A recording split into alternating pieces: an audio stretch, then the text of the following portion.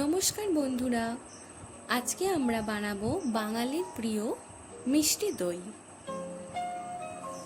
আমরা আজকে যে পদ্ধতিতে দইটা বানাবো, এইভাবে বানালে মাত্র 1 ঘন্টার মধ্যেই দইটা পুরো পারফেক্টভাবে বসে যাবে। আর এর স্বাদ মিষ্টির দোকানের তুলনায় কোনো অংশেই কম হবে না। এখানে 100 গ্রাম টক দই নিয়েছি। প্রথমে একটা বাটির ওপর একটা ছাঁকনি দিয়ে এর ওপর একটা সুতির কাপড় বিছিয়ে নেব। এবার সুতির কাপড়টার ওপরে সব টক দইটা আস্তে আস্তে দিয়ে দেব।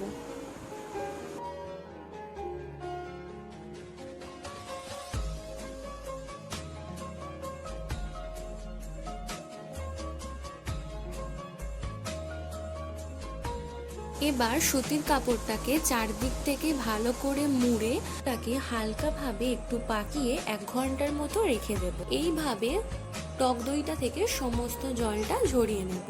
এবার এইরকম একটা বড় বাটি নিয়ে নিয়েছি। বাটিটার মধ্যে প্রথমে 700 গ্রাম নর্মাল দুধ ঢেলে নিচ্ছি।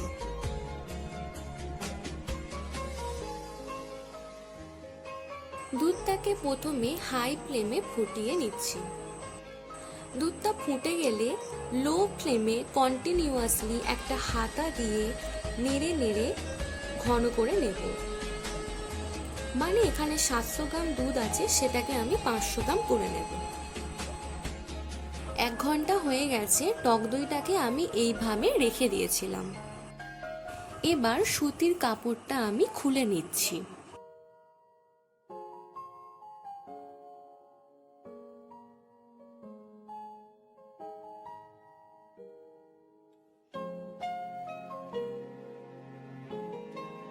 টক দইটাকে একটা চামচে করে একটা বাটিতে তুলে নিচ্ছি।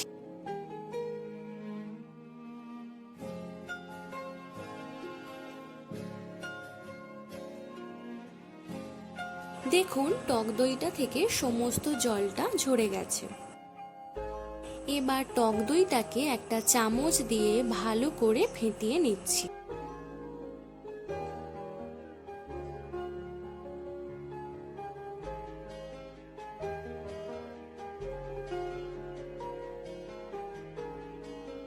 দেখুন, টক দইটার মধ্যে একটা ক্রিমি ক্রিমি টেক্সচার চলে এসেছে। এবার এটাকে এমনি রেখে দেব।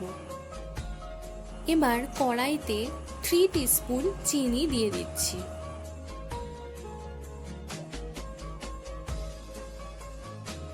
এবার চিনিটার মধ্যে 2 টিস্পুন নর্মাল জল দিয়ে দিচ্ছি।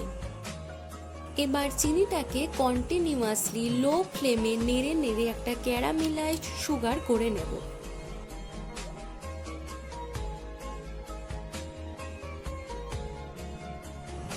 দেখুন, চিনিটা আস্তে আস্তে ক্যারামেলাইজড হয়ে আসছে।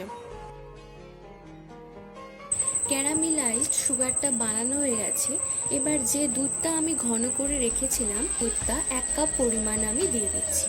মানে 100 গ্রাম পরিমাণ মতো দুধ আমি দিয়ে দিচ্ছি। খুব সাবধানে এটা করবেন।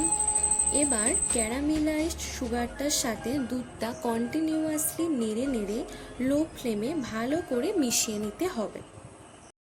চিনিটা যাতে তলায় ধরে না যায়, সেদিকেও একটু লক্ষ্য রাখবেন। ক্যারামেলাইজড সুগারটার সাথে দুধটা ভালো করে মিশে গেছে। এবার গ্যাসের ফ্লেমটা অফ করে দিচ্ছি। দুধটা ঘন করা হয়ে গেছে, গ্যাসের ফ্লেমটা অফ করে দিলাম। এবার এর মধ্যে 9 টিস্পুন চিনি দিয়ে দিচ্ছি। চিনিটা আপনারা আপনাদের ইচ্ছা মতো দেবেন, তবে মিষ্টি দইয়ের মধ্যে চিনির পরিমাণটা একটু বেশি দিলেই ভালো হয়।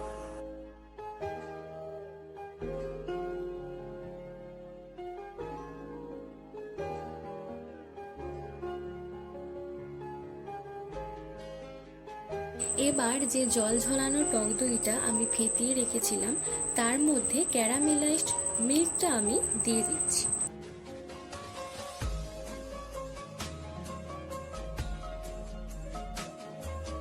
এবার ভালো করে মিশিয়ে একটা ক্রিমি টেক্সচার করে নিতে হবে, যেন এর মধ্যে কোনো রকম লাম্পস না থাকে। একটা ক্রিমি টেক্সচার আমি করে নিয়েছি। এবার এই ক্যারামেলাইজড মিল্কটাকে, যে দুধটা আমি ঘন করে রেখে দিয়েছিলাম, সেই দুধের মধ্যে দিয়ে ভালো করে মিশিয়ে নিতে হবে।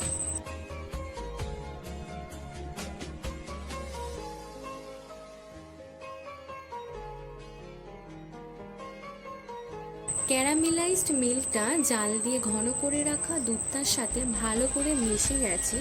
এবার উপর থেকে সামান্য পরিমাণ এলাচ গুঁড়ো আমি ছড়িয়ে দিচ্ছি। এটা সম্পূর্ণ অপশনাল।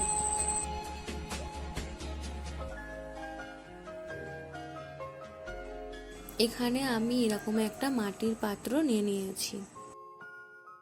এবার সমস্ত দুধটা এই মাটির পাত্রের মধ্যে ঢেলে দিচ্ছি।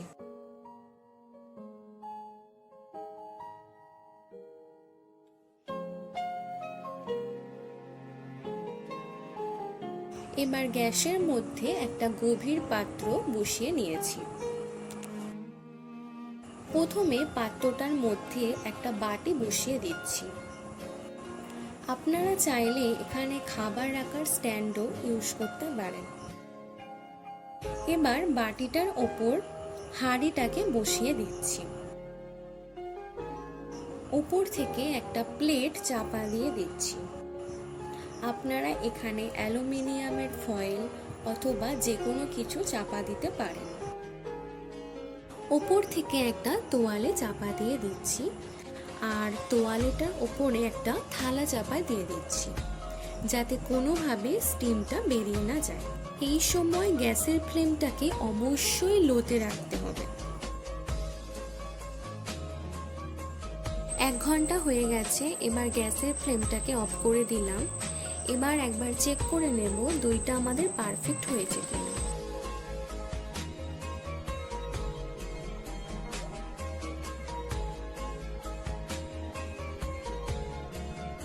দেখুন, দইটা আমাদের পুরো পারফেক্টভাবে বসে গেছে, আমার হাতে একটুও লাগেনি।